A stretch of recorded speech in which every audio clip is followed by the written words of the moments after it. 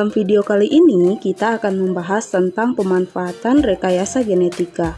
Pemanfaatan bioteknologi rekayasa genetika ada 3, yaitu terapi gen, pembuatan vaksin, dan pembuatan tanaman transgenik. Yang pertama kita bahas adalah terapi gen. Terapi gen adalah usaha perbaikan kelainan genetik dengan memperbaiki susunan basa nitrogen pada rantai DNA dalam gen. Jadi nanti untuk mengganti gen yang rusak atau gen mutan yang merugikan, maka dapat disisipkan atau dicangkokkan gen pengganti yang normal dengan teknik rekombinasi DNA. Terapi gen ditetapkan untuk memperbaiki kelainan genetik ADD atau Adenosine Deaminase Deficiency. ADD ini adalah kelainan berupa kehilangan daya tahan tubuh akibat tidak terdapatnya enzim ADA atau Adenosine Deaminase, sehingga rentan terkena infeksi patogen. Jadi ADD ini menyebabkan penyakit SCID. Anak-anak yang mengidap SCID nanti tidak mempunyai proteksi dari sistem imunitas tubuh terhadap bakteri, virus, dan fungi. Selanjutnya kita akan bahas mekanisme terapi gen. Yang pertama, alel ADA normal itu disisipkan ke dalam asam nukleat retrovirus sehingga diperoleh retrovirus rekombinan. Nah, dalam hal ini, retrovirus berperan sebagai vektor. Kemudian, sel limfosit T abnormal dari pasien kemudian dikultur bersama retrovirus rekombinan. Retrovirus rekombinan kemudian menginfeksi sel limfosit T abnormal dan menyisipkan genomnya pada sel limfosit T tersebut sehingga limfosit T menjadi normal karena telah mengandung alel ADA. Kemudian sel limfosit yang sudah normal itu dimasukkan kembali ke dalam tubuh pasien sehingga pasien akan mendapatkan sistem kekebalannya kembali.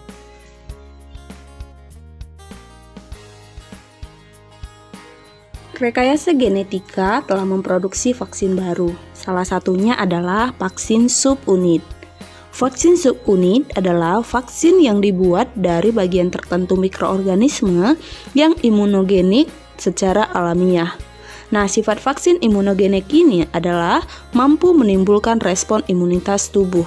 Jadi, vaksin subunit umumnya berasal dari protein permukaan virus. Nah, vaksin dari protein permukaan virus merupakan vaksin yang potensial dan dapat diperbanyak dengan menggunakan metode cloning gen atau teknologi DNA rekombinan. Nah, jadi vaksin yang telah berhasil dibuat melalui teknologi ini adalah vaksin hepatitis B, yaitu Recombivax HB vaksin.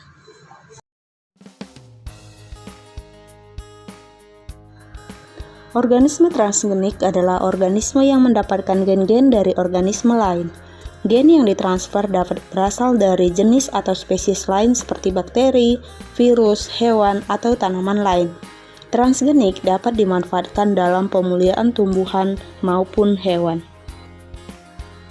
Kita akan bahas apa saja yang termasuk ke dalam tanaman transgenik dan juga hewan transgenik dalam video ini. Yang pertama kita bahas tentang tanaman transgenik. Tanaman transgenik merupakan tanaman hasil rekayasa genetika dengan sistem penggabungan gen pada suatu rangkaian DNA. Jadi penggabungan gen dapat dilakukan secara langsung maupun secara tidak langsung. Nah, kalau penggabungan gen secara langsung itu dilakukan dengan menggunakan alat penembak gen. Sedangkan penggabungan gen secara tidak langsung dilakukan dengan menggunakan vektor seperti bakteri Agrobacterium tumefaciens. Tahapan pembuatan tanaman transgenik adalah sebagai berikut. Pertama, gen asing yang dikehendaki disisipkan pada plasmid TI sehingga didapatkan plasmid rekombinan. Yang kedua, plasmid rekombinan dimasukkan ke dalam bakteri Agrobacterium tumefaciens. Yang ketiga, bakteri tersebut kemudian diinfeksikan pada sel tanaman yang dikehendaki sehingga terbentuk jaringan tumor. Nah, sel tumor yang terbentuk itu kemudian dikultur untuk menghasilkan tanaman yang memiliki sifat baru. Tanaman transgenik hasil rekayasa genetika ini yaitu tumbuhan tahan hama, tumbuhan memupuk sendiri, tumbuhan yang mengandung gizi tambahan, buah-buahan yang lebih tahan untuk disimpan, kemudian tumbuhan tahan herbisida, tumbuhan yang tahan terhadap perubahan cuaca, dan tumbuhan bioluminesensi. Sekarang kita akan bahas tentang hewan transgenik.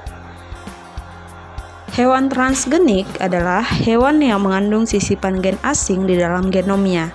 Jadi gen asing ini umumnya berasal dari organisme yang berbeda spesies. Nah, apa itu genom? Genom adalah keseluruhan informasi genetik yang dimiliki oleh suatu sel organisme. Pembuatan sebagai berikut. Yang pertama adalah metode pronuclear microinjection dan yang kedua metode embryonic stem atau ES cell electroporation dan subsequent blastocyst injection. Nah, yang pertama kita bahas tentang pronuclear microinjection.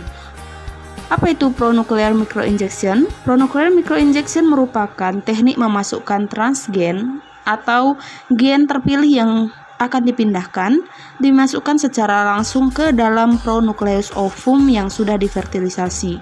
Nah, jadi teknik yang pertama ini biasa digunakan pada percobaan pembuatan tikus transgenik.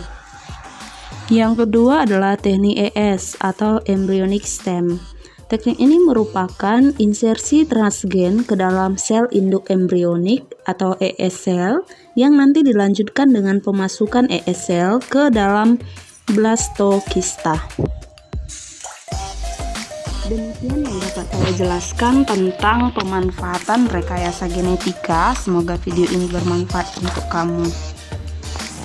Jangan lupa untuk dukung channel ini dengan klik like dan subscribe. Semoga video ini bermanfaat untuk kamu. Semua materi pembelajaran tentang bioteknologi ada di video ini. Kamu boleh cek linknya di kolom deskripsi daripada video ini. Terima kasih. Bye-bye.